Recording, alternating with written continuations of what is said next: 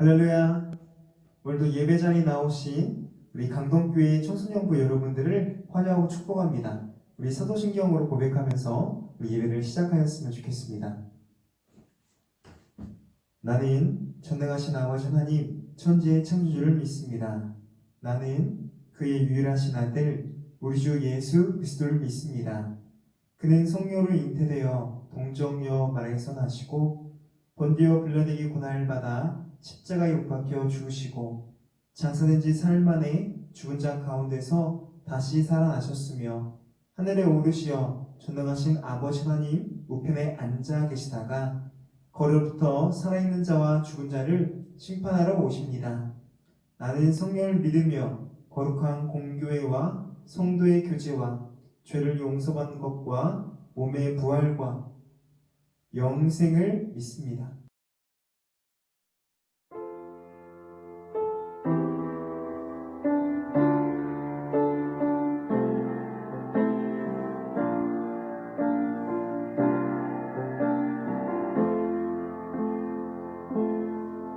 이 쉬는 시간을 뚫고 이 땅 가운데 오셨네. 우리 없는 하늘 원치 않아 우리 삶에 오셨네. 자신의 평안 버리고 우리에게 평안 주셨네. 가장 낮은 자의 모습으로 우리 삶에 오셨네.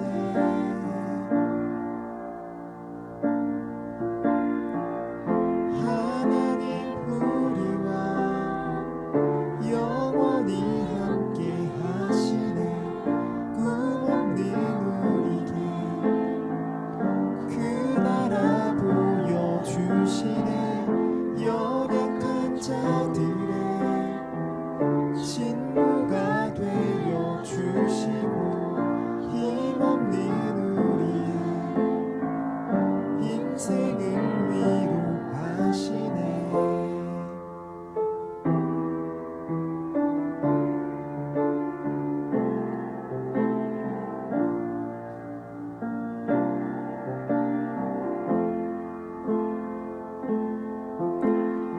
예수 이곳에 우리와 함께 영원히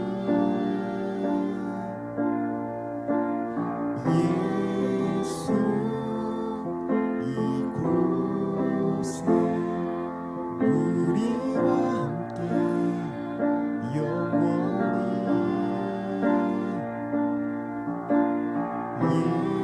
예수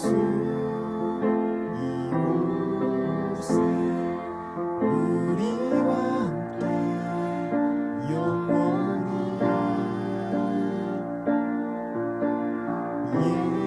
예수 이곳에 우리와 함께 영원히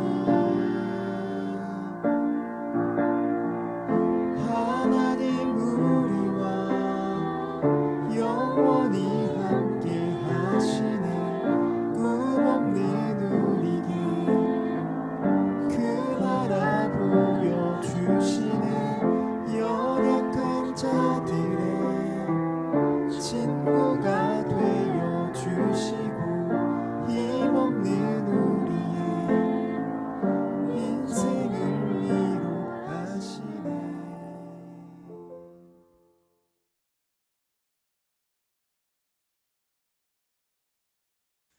오늘 하나님의 말씀은 요한복음 4장 25절로부터 30절 말씀입니다.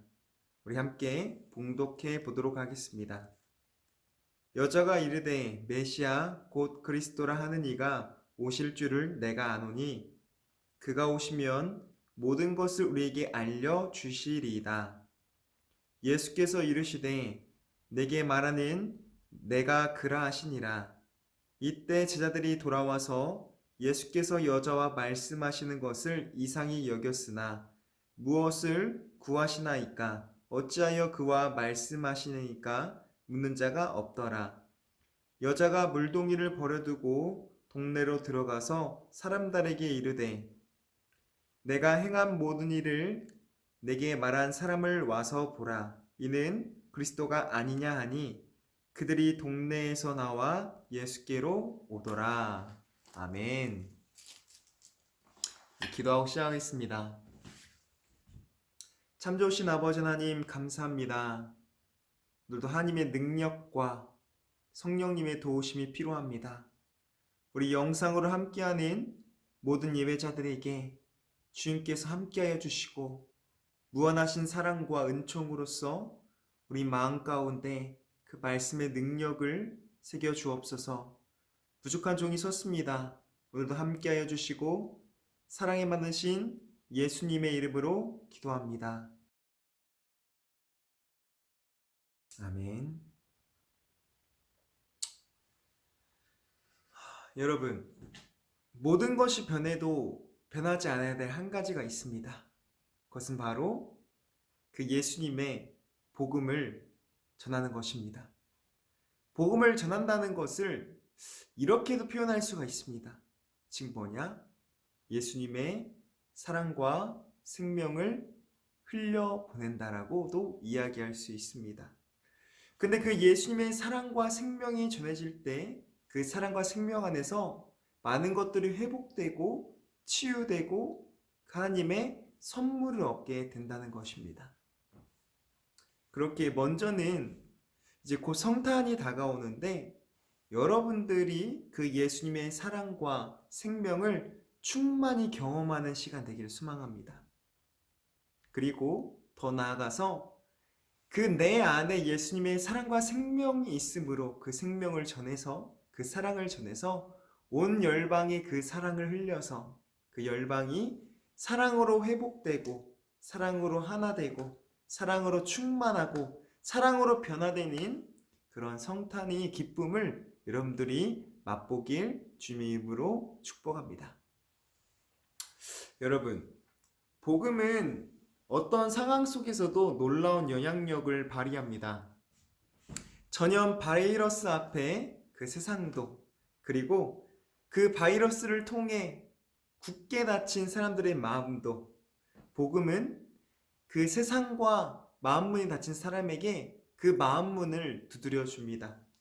그래서 하나님의 그 사랑하심과 그 생명의 놀라운 역사로 굳게 닫힌 문이 열리고 사랑으로서 회복되는 놀라운 능력이 있다는 것입니다. 흑사병이 유럽에 덮쳤을 때 작슨의 영주는 종교개혁자 루터를 비롯한 지식인들에게 인근 도시로 대피하라고 명령을 내립니다. 그때 루터와 뜻있는 몇 사람들은 도시를 떠나지 않고 도시 내에 머물러 있으면서 성도들과 사람들을 도왔습니다. 그러면서 무조건 이런 모습이 옳은 모습이라고 하지 않고 경솔하고 무분별하게 전염병을 받아들이지 말고 또 조심하고 피하고 또 양을 통해 회복하라고 권면하며 그 상황 속에서도 나의 신앙과 믿음을 지키고 주께 기도하는 것을 포기하지 말자고 합니다. 세상 사람들은 자신의 도시에 흑사병이 생기면은 도망가기 바빴습니다. 그러나 루터를 포함한 기독교인들은 그곳에 남아서 환자를 돌보고 그리고 장례를 치르는 일을 도맡아서 했다는 겁니다. 그 결과 복음의 힘이 세상을 향하여 전해지기 시작했고 붕의 힘이 되었습니다.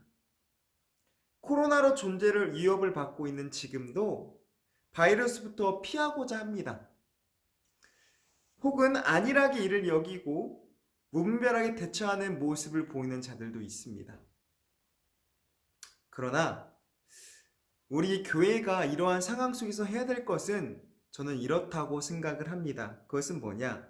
우리가 안전을 지키면서 우리가 그 질병을 예방하면서 우리가 또 나의 신앙도 지키고 이 변화되는 상황 속에서 변화되는 상황 속을 따라가면서 어떻게 복음을 전할 수 있을지 어떻게 하나님의 사랑을 흘려보낼 수 있을지 우리 교회는 고민해야 된다고 생각합니다. 그렇게 오늘 말씀을 통해서 그 한 가지의 방법을 발견해 보고자 합니다.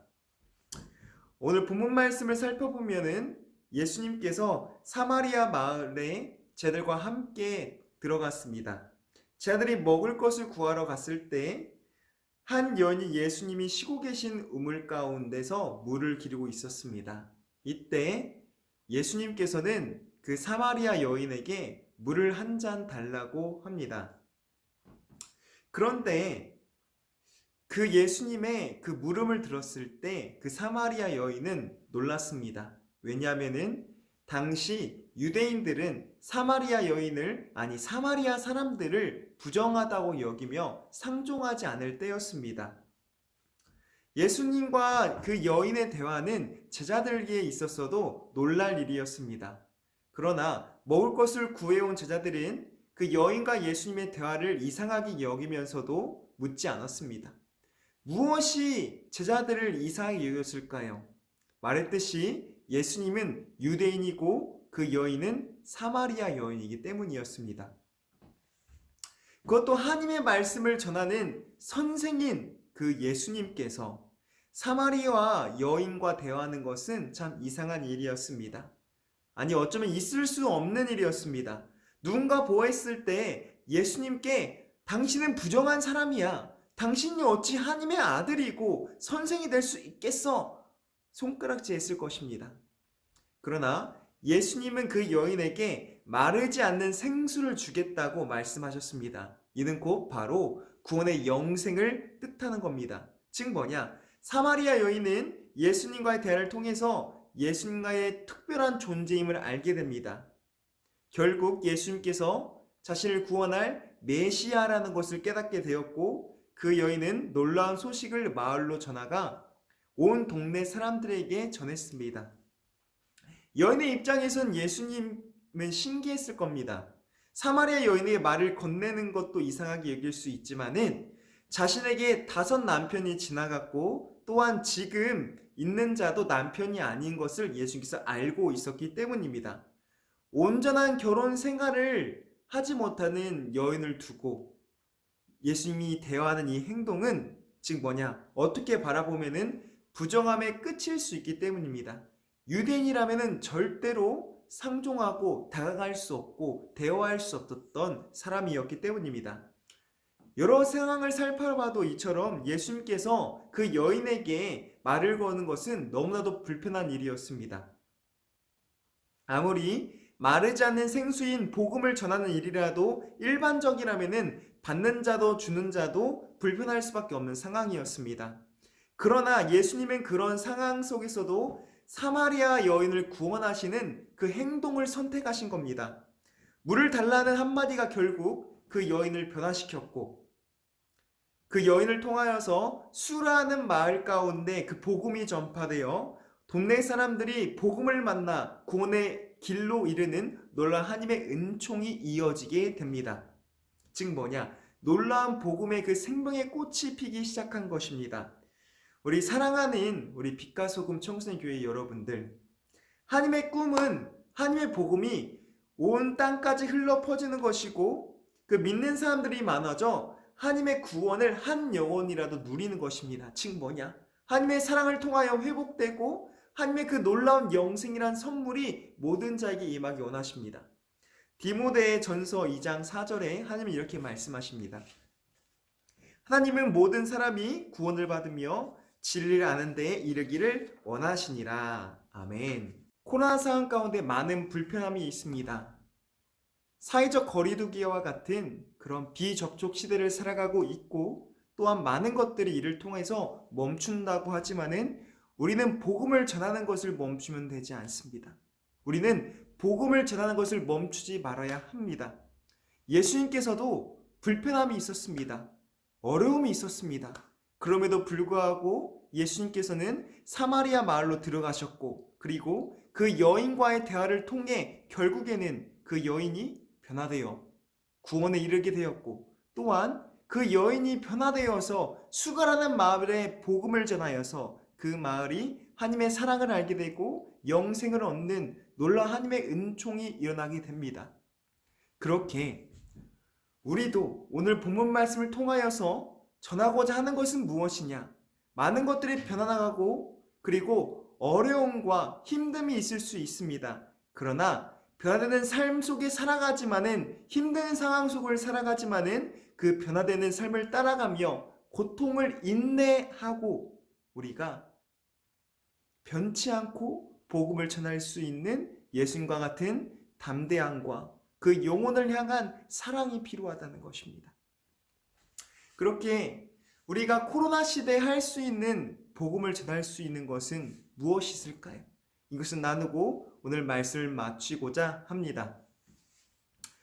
우리가 평소였으면 아무것도 아닌 일에 크게 소리 지를 일도 있고, 우리가 환절기여서 작은 기침이 날 수 있는데, 작은 기침을 하면은 정말 불편한 시설과 어떻게 보면은 그런 쓴소리를 할 수가 있습니다.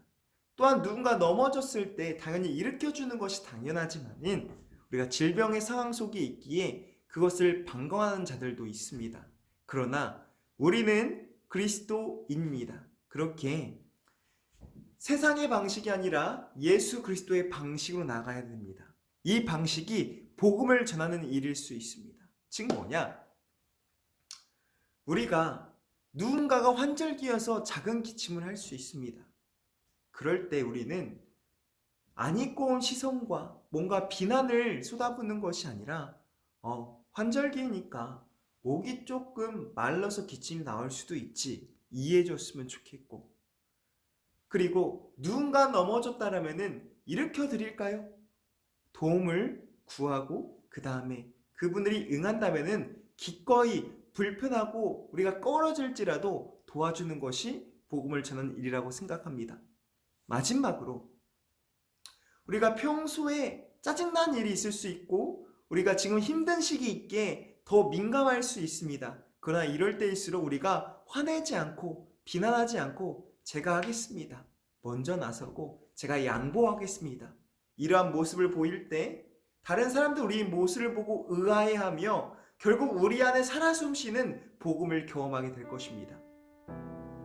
그렇게 사랑하는 성수영부 우리 여러분들, 참 어려운 시대를 우리가 살아가고 있습니다. 하지만 분명한 것은 학교가 멈추고 세상이 멈추어도 우리는 복음을 전하는 것을 멈추면 되지 않습니다. 왜냐? 그것은 우리가 하나님께서 원하시는 비전이고 우리가 해야 될 비전이기 때문입니다. 그렇게 조금은 불편하고 어려울 수 있습니다. 제한되는 게 많을 수 있습니다. 그러나 작은 나의 불편으로 인해 하나님의 그 복음이 확장된다면은 그것을 감수해 나가야 합니다. 왜냐하면은 그 모습을 보시며 하나님의 나라가 확장될 거고 그 모습은 하나님께서 기뻐하실 것입니다. 그렇게 우리가 변화되는 삶을 살아가고 어려운 상황 속에 있지만은, 꺼려지는 삶을 속에 살아가고 있지만은 그 변화된 삶을 따라가며 꺼려지지만은 우리가 도움을 줄 수 있는 손길에 도움을 줬으면 좋겠고, 우리 삶 속에서 복음을 흘려보내어 예수 그리스도의 사랑을 전하여 온 열방이 여러분들을 통하여서 회복되고 사랑으로 변화되는 놀라운 은총이 있길 주님의 이름으로 축복합니다. 그리고 우리가 함께 이 나라를 위해서, 이 질병을 위해서, 나의 신앙을 위해서, 내 안에 하나님의 그 생명이 있기 원합니다. 내 안에 예수 그리스도의 사랑이 있기 원합니다. 그 복음의 능력을 경험하고 전할 수 있는 지혜를 허락하여 주옵소서라고 이제 우리 함께 주님 한번 찾고 기도합시다. 주여!